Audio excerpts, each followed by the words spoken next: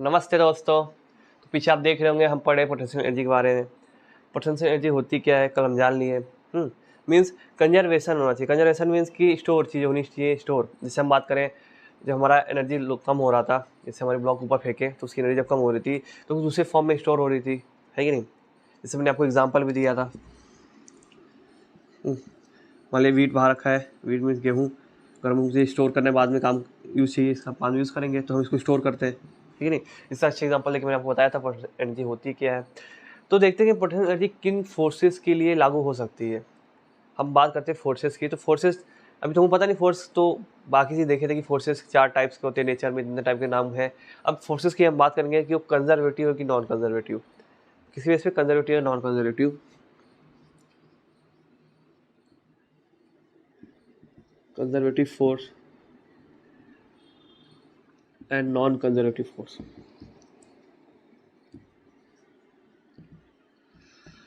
और देखिए हमने आपको बताया भी था कि पोटेंशियल एनर्जी का जो टर्म आता है वो तभी आता है जब कंजर्वेटिव फोर्सेस ही चले, मतलब लगे किसी भी सिस्टम पे। अगर हम बात करें, अगर वहाँ पे कंजर्वेटिव फोर्स वर्क कर रहा है तो क्या होगा, तो वहाँ पे हमारा पोटेंशियल एनर्जी आएगा टर्म, होना नहीं है। इसी एग्जाम्पल के लिए अगर हम इस चीज़ को स्टोर कर रहे हैं, वो स्टोर हो रहा है, तो हम बोलेंगे ठीक है हमारा पोटेंशियल एनर्जी आ रहा है। मान लीजिए हम स्टोर करें, जितना हम स्टोर किए उससे कम हो जा रहा है, तो वहाँ पे हम पोटेंशियल एनर्जी का टर्म नहीं ला सकते हैं। मीन्स देखते हैं कि स्टोरेज होना चाहिए। तो हम देखते हैं कि कंजर्वेटिव फोर्स और नॉन कंजर्वेटिव फोर्स में फ़र्क क्या होता है। कंजर्वेटिव फोर्स मीन्स कि ऐसा फोर्स जो किसी सिस्टम में वर्क कर रहा है, उसके वर्क करने की वजह से उसके अंदर एनर्जी स्टोर होगी और उतनी एनर्जी स्टोर होगी जितना वर्क करने में लगा है। वापस अगर वो रिवर्स हो जाए तो उसको एनर्जी वापस मिल जाएगी, या वापस वर्क उतना ही करना पड़ेगा, वापस वर्क उतना मिल जाएगा, ठीक है। तो उसको हम बोले कंजर्वेटिव फोर्स। अब नॉन कंजर्वेटिव फोर्स में क्या होगा कि ठीक है किसी सिस्टम को हमको एक्सपांड कॉन्फ़िगरेशन चेंज कर रहे हैं, उसको चेंज कर रहे हैं उसके अरेंजमेंट को। तो चेंज करने में क्या होगा, कुछ फोर्स की वजह से कुछ वर्क होगा। मान लीजिए W1 है, हाँ। अगर मान लीजिए उस चीज़ वापस रिवर्स हो जाए, ठीक है, उसका कॉन्फ़िगरेशन चेंज हुआ तो वापस रिवर्स होकर नॉर्मल जिससे था पहले इनिशियली आ जाए। तो अगर मान लो WT है, अगर W2 है, अगर दोनों में क्या हो, इक्वलिटी हो, है कि नहीं, नेगेटिव साइन के साथ, तो बोलेंगे कि वो कंजर्वेटिव। नहीं होगा तो नॉन कंजर्वेटिव। मीन्स कि जो हमने स्टोर किया था एनर्जी, वो एनर्जी स्टोर नहीं हुई, उसमें से कुछ एनर्जी किसी और फॉर्म में चली गई है। कुछ क्या पूरी चली जा सकती है, कुछ चली जा सकती है, तो देखना है। तो कंजर्वेटिव फोर्स की बात करते हैं। चलो हम देखते हैं कंजर्वेटिव फोर्स कैसे हम देखेंगे। कंजर्वेटिव फोर्स होता क्या है, कैसे काम करता है। क्या अगर हम लेते हैं let a system of particle, system particle in any state. State means किसी तरह कुछ अरेंजमेंट होगा। नोट्स आपको एकदम अच्छे से मिल जाएंगे, आप यहाँ पर समझिए। तो मान लेते हम W वर्क कर रहे हैं, किसी द्वारा फोर्स क्या, W1 work done by force. अभी हमें पता नहीं है कि फोर्स कंजर्वेटिव की नहीं। अब फोर्स कैसा काम कर रहा है, क्या कंजर्व कर पा रहा है, तो हम बोलेंगे कंजर्वेटिव, नहीं कर पा रहा तो नहीं है। तो क्या W1 work done by the force to change. देखिए फोर्स जो है हम नहीं लगा रहे हैं, अप्लाइड फोर्स नहीं है, उसके अंदर जो भी सिस्टम होगा, जैसे हम बात करते हैं ग्रेविटेशन फोर्स में, वहाँ पे ग्रेविटेशन वर्क में ग्रेविटेशन फोर्स था, स्प्रिंग फोर्स है कि नहीं, तो ऐसे फोर्सेस होंगे। Work done by the force to the change the configuration. मान लीजिए W1 क्या काम कर रहा है, वो कोई फोर्स है किसी सिस्टम में लग रहा है, हाँ, उसमें से W1 वर्क करके क्या कर रहा है, वो अपने कॉन्फ़िगरेशन को चेंज कर रहा है, जो इनिशियल कॉन्फ़िगरेशन है उसमें कुछ चेंजेस कर रहा है, ठीक है। तो कुछ चेंज किया तो उसका W1 वर्क हुआ, वर्क। अगर मान अब क्या है सेकेंड W2 क्या वर्क होगा कि जो उसने फाइनल पोजीशन था उसको अपन रिवर्स कर ले, तो क्या है ये रिवर्स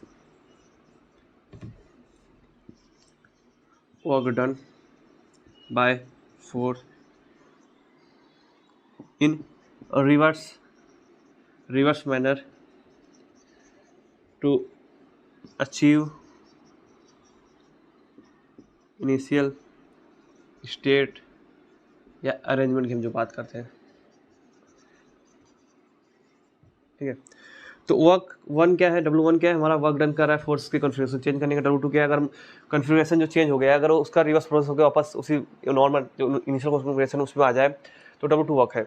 अगर इनके बीच में रिलेशन ऐसा हो W1 equal to minus W2 equal to और माइनस में हो, क्योंकि अपोजिट है, रिवर्स है ना, टिकली अपोजिट है। अगर ऐसा कन्फिग्रेशन, ऐसा लॉ काम कर रहा है उसके बीच में, W1 equal to minus W2, हाँ, तो इसको हम कहेंगे क्या, ये जो फोर्स की वजह से काम हुआ है, जो फोर्स में काम किया है वो क्या है, हमारा कंजर्वेटिव फोर्स है।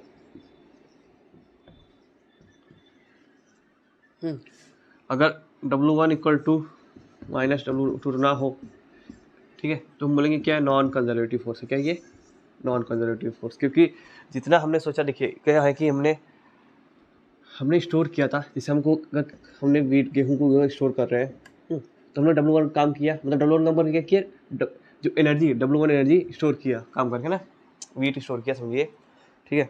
हमें बाद में काम जरूरत पड़ी कि हमने स्टोर किया, तब हमको यूज़ करना है, तो जब लास्ट में पूरा यूज़ करेंगे तो पूरा आपको W2 मान लीजिए यूज़ कर रहे हैं, उसको रिवर्स में, ये फॉरवर्ड था, ये रिवर्स था, तो माइनस साइन है कि नहीं, और आपने जो यूज़ किया पूरा यूज़ किया, मतलब कि पूरा जितना स्टोर किया तो उतना बचा था, तो ये रिवर्स था, तो ये W1 लिखेंगे माइनस W2 के बराबर हो जाएगा। मीन्स अगर मैग्नीट्यूड देखें तो दोनों क्या होंगे, नंबर इक्वल होंगे, तो बोल सकते हैं क्या कि हाँ ठीक है, ये कंजर्वेटिव फोर्सेस है, कंजर्वेटिव सिस्टम है। रिवर्स इसलिए था कि माइनस, हम जब आगे इधर डाल रहे थे तो फॉरवर्ड था, इसको उल्टा रिवर्स, इसलिए माइनस आया था इसमें, ठीक है। तो अगर कोई फोर्स इस लॉ को फॉलो कर रहा है कि कन्फिग्रेशन चेंज करने के बाद और रिवर्स होने के बाद उसके बीच में ऐसा रिलेशन आ रहा है, अगर वर्क 1 हो रहा है, दूसरा वर्क 2 हो रहा है, दूसरे बीच में ऐसा रिलेशन आ रहा है, तो कहेंगे वो कंजर्वेटिव फोर्स है। अगर ऐसा रिलेशन नहीं हो पा रहा है, ठीक है, कुछ भी और आ रहा है, वो क्या होगा, नॉन कंजर्वेटिव फोर्स के लिए होगा। तो कंजर्वेटिव जब फोर्स काम करेगा तो फॉरवर्ड डायरेक्शन और रिवर्स डायरेक्शन के बीच में जो रिलेशन होगा ये होगा।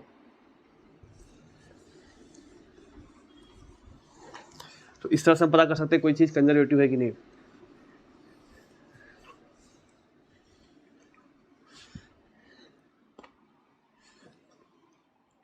इस एग्जांपल के तौर पे देखा जाए, किसी आप ब्लॉक को फेंके ऊपर कि कुछ काइनेटिक एनर्जी थी, मैक्सिमम हाइट तक गया, फिर वापस नीचे की ओर आ गया, ठीक है। मान लीजिए हमने यहाँ पे मारा y0 था, यहाँ पे h है, पूरा हाइट मिला के h है। आप देखेंगे जब ये ऊपर की ओर जा रहा है, इस पर वर्क होता है नेगेटिव माइनस GH, इससे काइनेटिक कम होती है WG मान लीजिए W1। अब जब नीचे की ओर आता है W2, ये हो जाता है पॉजिटिव। तो देखेंगे W1 और W2 में कौन सा रिलेशन है, माइनस का रिलेशन है, कुछ नहीं है नहीं। तो देखिए लॉ लागू हो रहा है कि नहीं, जो पीछे में कितना फटाफट क्यों करो, आप पीछे देखे होंगे कि कैसे क्या चीज़ें हो रही हैं। हमारा बॉडी ऊपर की ओर जा रहा है, डिस्प्लेसमेंट आगे की ओर, हाँ, और फोर्स नीचे की ओर लग रहा है FG, तो बीच में 180 एंगल, तो FG क्या है हमारा, MG है, तो MG, और अगर हम वर्क निकालें MG इंटू H, बीच में कॉस थीटा गया 180, जब ऊपर की ओर जा रहा है तो हो जाएगा माइनस MGH, ये जब नीचे की ओर आएगा तो कॉस 0 हो जाएगा, तो 1 आ जाएगा वैल्यू, ठीक है। तो इसमें लागू हो रहा है। तो देखिए कंजर्वेटिव फोर्स, जितना एनर्जी उसको लगा था स्टोर करने में, जितना एनर्जी स्टोर किया था उतना एनर्जी वापस मिल गई है, ठीक है। तो हो गया, कोई कन्फिग्रेशन जो चेंज हो रहा है, पहले यहाँ पे था, यहाँ भेज दिए, दो अलग बॉल नहीं है, एक ही बॉल है, टाइम टी पे है, यहाँ पे टाइम टी इक्वल टू 0 मान लेते हैं, टाइम टी पे यहाँ पे।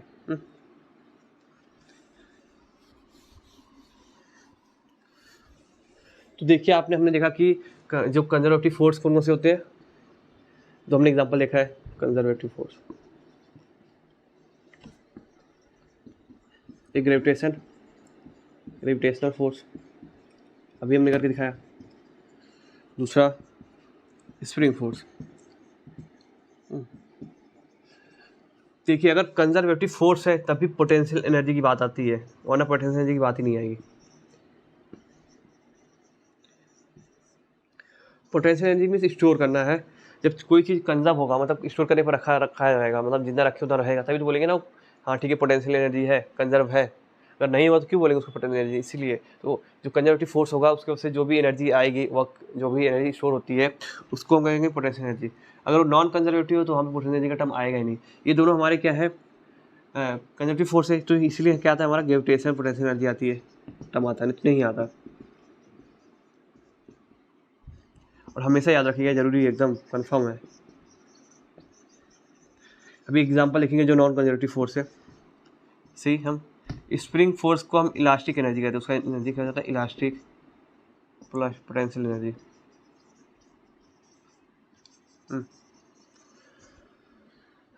हमेशा याद रखिएगा कंजर्वेटिव फोर्स के लिए पोटेंशियल एनर्जी आती है, नॉन कंजर्वेटिव के लिए कभी नहीं आती है, ध्यान रखिएगा। अब एग्जांपल लेके चलते हैं जो नॉन कंजर्वेटिव समझ में देखते हैं, समझ में आता है कि नहीं क्या है हमारे लिए, कि उसमें कैसे क्या हो रहा है। मान लीजिए हमारे पास एक सरफेस है, एक ब्लॉक रखे हैं, कुछ मास होगा इसका, हाँ ये फ्लोर है, ये हमारा ब्लॉक है, इसके पीछे फ्रिक्शन है, मतलब फ्रिक्शन है इसके अंदर।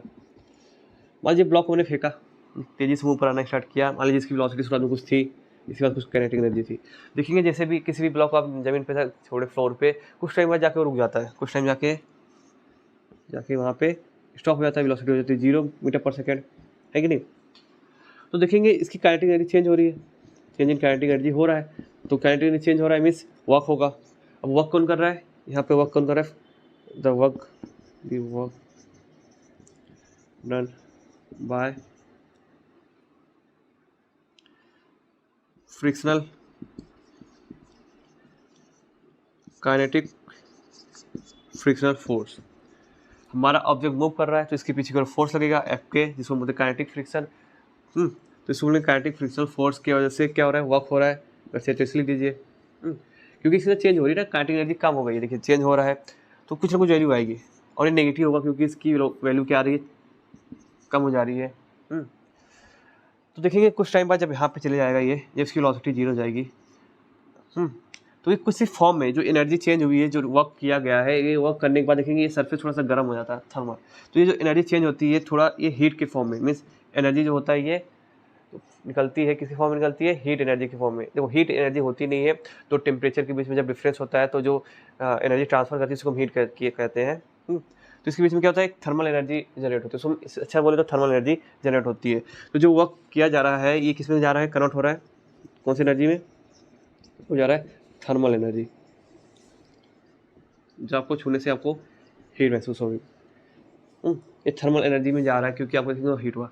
अब देखिए जितना थर्मल एनर्जी है उसके पास है, ठीक है, अगर उसको उतना थर्मल एनर्जी दे, क्या वापस उस प्लेस पे आ जाएगी, मतलब उतनी काइनेटिक एनर्जी वापस उसके पास आ जाएगी। काइनेटिक एनर्जी, वेलोसिटी 0 हो गई है, काइनेटिक एनर्जी 0 है, अगर मैं उसको एनर्जी दूँ उतना जितना थर्मल एनर्जी इसने लॉस किया है या वर्क करके इसने कन्वर्ट किया है, अगर मैं उसको उतना थर्मल एनर्जी दूँ, क्या वापस वो काइनेटिक एनर्जी जितनी थी पहले आ पाएगी, कभी नहीं आ पाएगी, है कि नहीं आ पाएगी। तो यहाँ पे देखेंगे हमारा जो एनर्जी था ये स्टोर ना होकर कहीं चले गया मजे करके नॉर्मल में, है कि नहीं, ये स्टोर नहीं हुआ। स्टोर होता तो वापस आता, बट स्टोर नहीं है। मान लीजिए आपने नहीं स्टोर, फिर भी आप कहीं से दे रहे हैं तो भी वापस की ओर नहीं आ पाएगा उतना, जितना मैक्सिमम मतलब वर्क कितना किया गया है। तो डब्लू वर्क किया इसने, मान लीजिए WK1, अगर उसको एनर्जी वापस देता WK2 जो होगा वर्क, ये दोनों ऐसा होना चाहिए था कंजर्वेटिव के लिए, बट ये कभी होंगे नहीं ऐसे, ठीक है, कभी नहीं होंगे बराबर। तो इसलिए हम थर्मल एनर्जी की जब बात करते हैं, हम कभी थर्मल पोटेंशियल एनर्जी की बात ही नहीं करते हैं, ठीक है। इसलिए ये क्या है, नॉन कंजर्वेटिव फोर्स। तो जो फ्रिक्शनल फोर्स होता है ये क्या होते हैं, नॉन कंजर्वेटिव फोर्स। जब नॉन कंजर्वेटिव फोर्स होगा तो हम इसमें पोटेंशियल एनर्जी की बात नहीं कर सकते।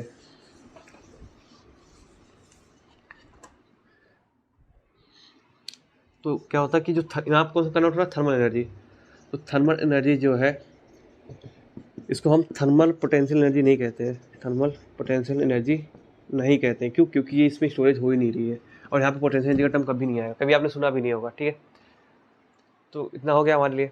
अब हम चलते हैं कि जब हमारा कंजर्वेटिव फोर्स है उसको कैसे करें, कंजर्वेटिव फोर्स है जैसे भी हमने देखा कि वर्क आगे जा रहा है पीछे आ रहा, सेम हो रहा है, बीच में नेगेटिव साइन, तो कहेंगे हाँ ये कंजर्वेटिव फोर्स लग रहा है। और एक और होता है, अगर हमारे पास कंजर्वेटिव फोर्स है तो एक उसके अंदर प्रॉपर्टी आ जाती है। कौन सी प्रॉपर्टी आती है, देखते हैं।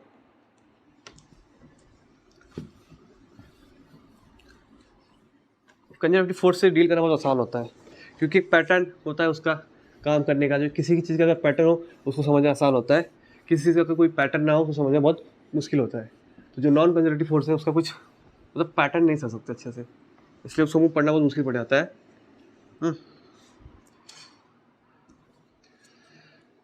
तो अभी हम चलते हैं, जो हम कंजर्वेटिव फोर्स की बात की है, तो उस पाथ, अगर कंजर्वेटिव फोर्स काम कर रहा है तो वो पाथ इंडिपेंडेंस प्रॉपर्टी शो करता है, पाथ इंडिपेंडेंस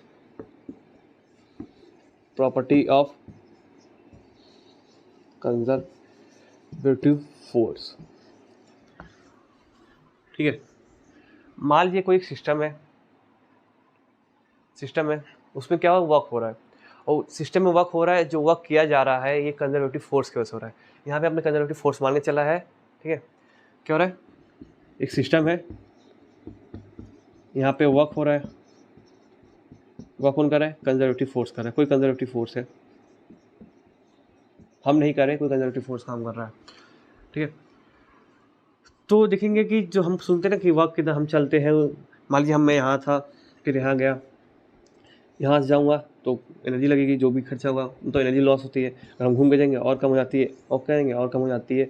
तो इसमें देखेंगे कि सबकी एनर्जी, इसमें ज़्यादा एनर्जी कम नहीं होगा, इसमें ज़्यादा हो जाएगा, इसमें और ज़्यादा हो जाएगा, क्योंकि डिस्टेंस ज़्यादा घूमे जा रहे हैं ना, हम ज़्यादा हम घूम के जा रहे हैं, बट जा खा रहे हैं एक ही पॉइंट पहुँच रहे हैं, इनिशियल फाइनल पोजीशन सेम है।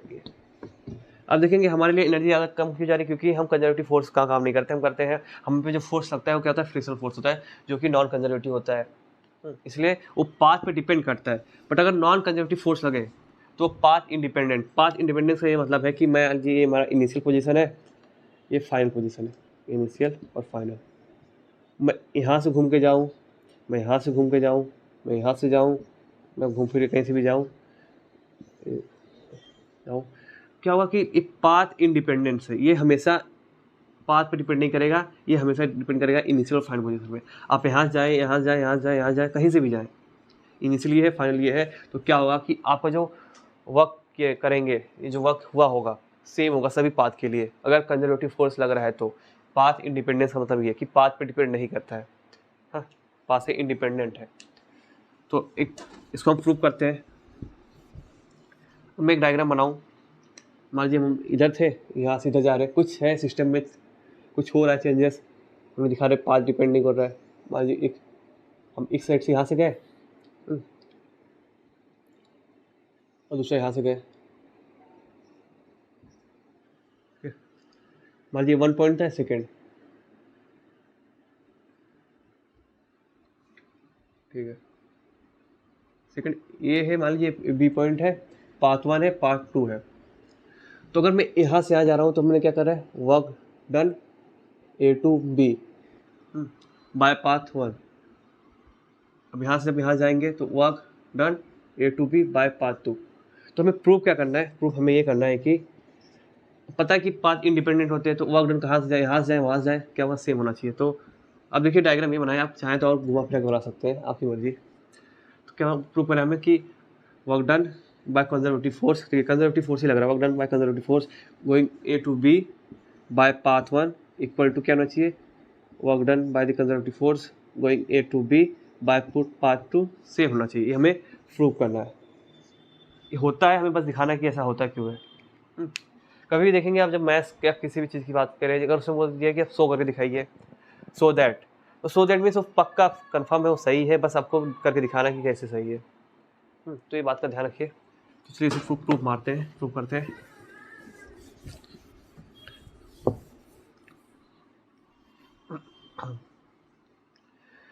तो इसको प्रूफ करने के पहले हम क्या करेंगे, कुछ चीज़ें देखते हैं।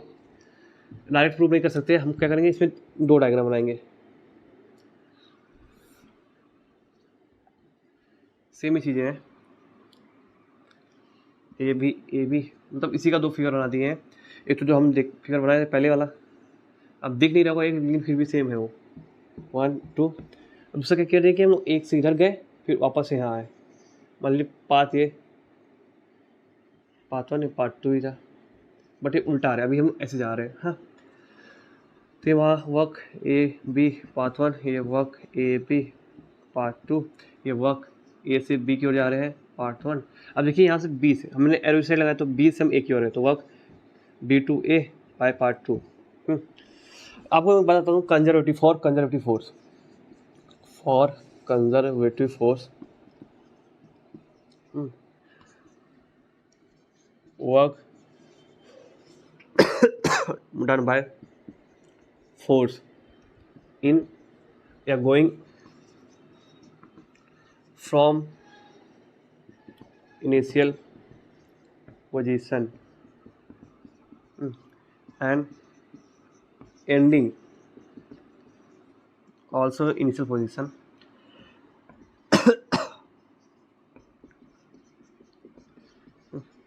जो नेटवर्क होगा डब्ल्यू नेट, ये हमेशा 0 होता है।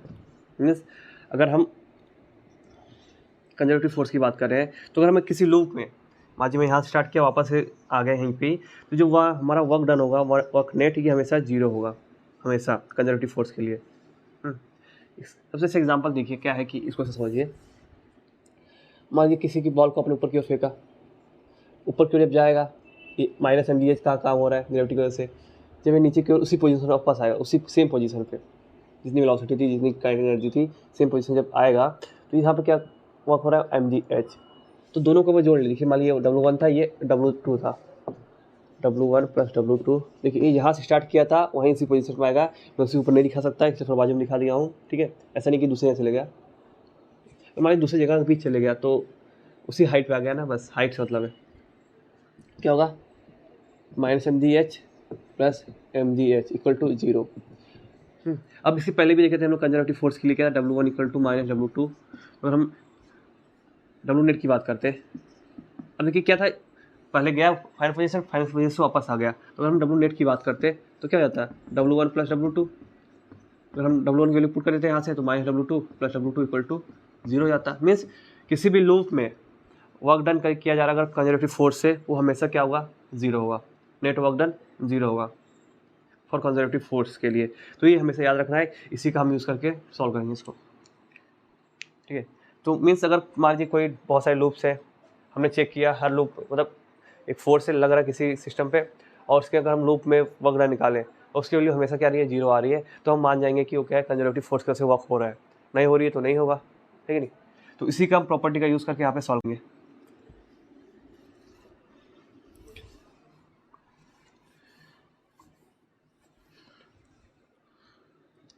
तो देखिए इसमें हम अगर देखें, फर्स्ट डायग्राम है हमारा, सेकंड डायग्राम देखते हैं।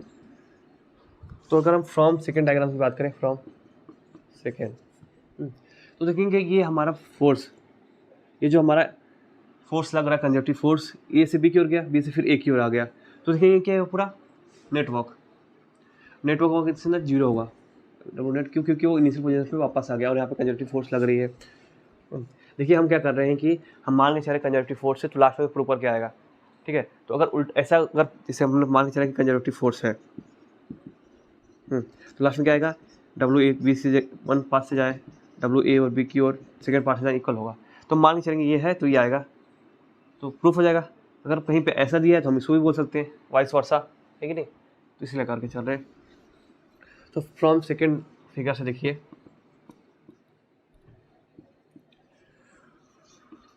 वर्क डन बाय कंजर्वेटिव का नाम बोलूँ तो भी कंजर्वेटिव फोर्स यहाँ पे आएगा, conservative force in a loop starting and ending eight same point. तो क्या हो जाएगा अगर हम देखें वहाँ पे, तो डब्लू नेट क्या होगा, डब्लू नेट होगा हमारा W A B through 1 plus W, अब देखिए डब्लू एरो का दिखाया, ए से बी की ओर गए, फिर बी से ए की ओर आ रहे हैं, तो W B A part 2 equal to हुआ ये 0, ठीक है नहीं। तो देखेंगे क्या होगा, W A B part 1 equal to minus W B A 2 part 2, ठीक है। इक्वेशन 1 मान लीजिए, इक्वेशन 1 है। अब क्या करना है, कुछ नहीं, अब जो पीछे हम पढ़े थे कंजर्वेटिव फोर्स के लिए बस फिर लगाना है। अगर हम इस पार्ट को देखें, ए से बी की ओर जाते टाइम, अगर हम ए से बी की ओर जा रहे हैं पार्ट 2 से, ए से बी की ओर जा रहे हैं पार्ट 2 से, तो अगर हम बी से ए की ओर आएंगे सेम ही पार्ट 2 से, तो क्या होगा, देखिए रिलेशन हमने बताया था अभी। अगर W1 यहाँ से यहाँ जाने में काम कर रहा है, और उसके ऊपर W2 ऊपर रिवर्स उसी पास से आ रहा है, तो W2 क्या होगा, इसका नेगेटिव होगा, दोनों में इक्वल का साइन आएगा। तो अगर हम इसी को यहाँ पे अप्लाई करें तो सेम पाथ है, बस रिवर्स डायरेक्शन में है, तो डब्ल्यू ए बी क्या हो जाएगा, by path 2 equal to minus क्यों, क्योंकि रिवर्स आ रहा है, तो बी से ए क्यों आएगा, 5 सेकेंड से आएगा, उसी सेम पाथ को ट्रेस करना चाहिए जो पहले पढ़े थे। तो देखिए हमारा सेकेंड क्वेश्चन हो गया। तो फिर फ्रॉम क्वेश्चन 1 और 2 हम क्या लिख सकते हैं, फ्रॉम क्वेश्चन 1 और 2 क्या लिख सकते हैं, देखिए। तो देखिए क्या था हमारा, work done A to B by path 1 equal to minus B A two, देखिए माइनस बी ए टू था, इसके बदले क्या लिख सकते हैं लोग, दोनों साइड माइनस है तो फिर माइनस बी टू बदले हम लिख सकते हैं work done by conservative force एक टू बुई बाय पार्ट 2। तो देखिए हमने प्रूव कर दिया। अगर हम ए से बी की ओर पाथ 1 से जाए, ए से बी की ओर पाथ सेकेंड से जाए तो क्या होगा, हमारा वर्क डन सेम होगा। ऐसे हम किसी भी पाथ से जाए, बस ए से बी की ओर ही जाए, तो मान लीजिए वर्क डन ए से B by path 3, work done A से बी बाय पाथ 4, कुछ भी हो सकता है, कंजर्वेटिव फोर्स लगना चाहिए। हाँ, और इनिशियल फाइनल पोजीशन से होना चाहिए। मीन्स कि जो हमारा कंजर्वेटिव फोर्स है इसमें जो वर्क डन होता है,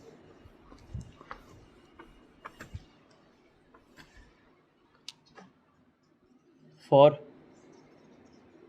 conservative force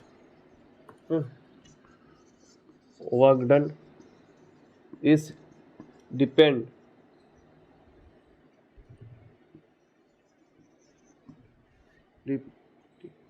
depend only the initial and final position या स्टेट की बात कर सकते हैं। तो वर्क डन जो होगा क्या होगा, बस इनिशियल फाइनल पोजीशन जो उसका स्टेट उस पर डिपेंड करेगा, ना कि किस पाथ से गए हैं। तो इसका यूज़ करके हम क्या कर सकते हैं, इसका यूज़ करके देखिए बहुत कुछ कर सकते हैं। मान लीजिए हमारे पास कोई एक सरफेस है, बहुत ही ऊबड़ खाबड़ है। हाँ, हमने एक ब्लॉक यहाँ से छोड़ा, ब्लॉक चलते चलते यहाँ पहुँचा। आपको पता है कि बहुत ऊबड़ खाबड़ फोर्स है। अगर हम यहाँ पे देखें इस सरफेस, मान लीजिए इस सरफेस से नीचे हमारा एफ जी फोर्स लग रहा है, बस क्या लगना चाहिए, एफ जी हमारा कंजर्वेटिव फोर्स है, इसलिए देख रहे हैं। मान लीजिए कुछ एंगल होगा यहाँ पे, कुछ एफ जी, मान लीजिए हम यहाँ पे कुछ वैल्यू आएगी एफ जी कॉस थीटा कुछ भी। हाँ, एफ जी कॉस थीटा क्या होगा, उसका हमारा कॉस कुछ भी वैल्यू हो सकती है, बार बार चेंज होगा। एफ जी कॉस थीटा हमारा है फोर्स अलॉन्ग दी डायरेक्शन में डिस्प्लेसमेंट के बस थोड़ा सा पार्ट के लिए, फिर इधर कुछ और होगा, इधर कुछ और होगा, मतलब चेंज होते रहेगा। कॉस थीटा 1 कैस थीटा 2, बहुत सारी चेंजेस होगी। मीन्स यहाँ पे जो हमारा फोर्स लगेगा, अगर हम वर्क की बात करें तो वर्क हमारा जो यहाँ पे फोर्स लगेगा एफ, ये एफ क्या होगा, एफ डी एक्स, ये हमेशा वेरी करेगा। तो हम लोग क्या करेंगे, फिर वही इंटीग्रेशन सॉल्व करेंगे, फिर ढेर सारा फोर्स निकालेंगे, या फोर्स का कुछ आपको पैटर्न दिया हो कि ऐसे ऐसे फोर्स चेंज हो रही है इक्वेशन के फॉर्म में, ये हो सकता है, तो कितना हार्ड पड़ जाएगा इसको सॉल्व करना। तो हम क्या कर सकते हैं, अगर हम यहाँ से स्टार्ट किए हैं, यहाँ पहुँच रहे हैं, एक तरीका यह था कि हम इसका यूज़ करें, बहुत मुश्किल होगा। एक तरीका यह था कि अभी हमने पढ़ा, यहाँ पे लग रहा है फोर्स बस ग्रेविटेशन फोर्स और जो भी कंजर्वेटिव फोर्स है, हाँ कंजर्वेटिव फोर्स है, तो हम क्या कर सकते हैं कि बस हम इनिशियल फाइनल पोजीशन की बात करें, फिर हमें जो अच्छा लगता है उस पास से जाएँ सॉल्व करने के लिए। तो अगर हमें अच्छा लग रहा तो हम क्या करते, पहले ऐसे ही जाते हैं, लास्ट में हम फाइनल पोजीशन इनिशियल फाइनल, ये पाथ 1 था, पाथ सेकेंड से गए, ठीक है नहीं। तो जितना काम यहाँ लगेगा करने में ग्रेविटेशन फोर्स को, उतना ही काम इतना लगेगा, क्योंकि ये पाथ इंडिपेंडेंट है। तो यहाँ देखेंगे, जब हम यहाँ देखेंगे यहाँ पे, हाँ यहाँ पे जो वर्क करना पड़ेगा ग्रेविटेशन फोर्स से, एफ जी है, डिस्प्लेसमेंट क्या हो रहा है, इस साइड हो रहा है एक्स, एंगल बीच में कितना है, देखिए हमारा फोर्स नीचे लग रहा है, यहाँ पे डिस्प्लेसमेंट हो रहा है, एंगल 90 है, कॉस 90 होता है 0, तो यहाँ पे वर्क डन होगा ग्रेविटेशन से 0। अगर यहाँ पे देखिए, यहाँ पे होगा एफ जी, इस पाथ पे वर्क डन जो होगा, मान लीजिए इसी पाथ का दूसरा, मतलब इसी पूरा पाथ है उसका दूसरी जगह पे हम चेक करें, यहाँ से वर्टिकल डायरेक्शन में जो वर्क डन होगा, ये होगा नीचे फोर्स क्या लग रहा है, एफ जी नीचे की ओर जा भी रहा है, हाँ। तो और यहाँ पे देखिए फोर्स कांस्टेंट होगा हमेशा एफ जी, और मान लीजिए कितना हाइट है, मान लीजिए एच हाइट है, एच बीच में कॉस, एंगल कितना है, एंगल 0, तो f g m g h हो जाएगा, एफ जी मतलब एम जी का वैल्यू क्या, एम जी है, कॉस 0 वैल्यू 1 होती है, तो वर्क 2 कितना हो जाएगा, एम जी एच, हाँ। तो टोटल वर्क क्या हो जाएगा, total W1 plus W2 equal to m g h, ये तो 0 है, चलो 0 है ना, तो वर्क डन कितना है, एम जी एच। तो आप यहाँ से निकाल लें या डायरेक्ट यहाँ से निकाल लें, हमेशा वैल्यू क्या आएगी, एम जी एच आएगी, work done by the gravitation force. या आप यहाँ से जाए, कहीं से भी जाइए, ठीक है, जो आपको आसान लगे पाथ। तो मीन्स हम इसका यूज़ करके बहुत कॉम्प्लिकेटेड पाथ को आसान बना के यूज़ कर सकते हैं जब कंजर्वेटिव फोर्स वर्क कर रहा हो, ठीक है।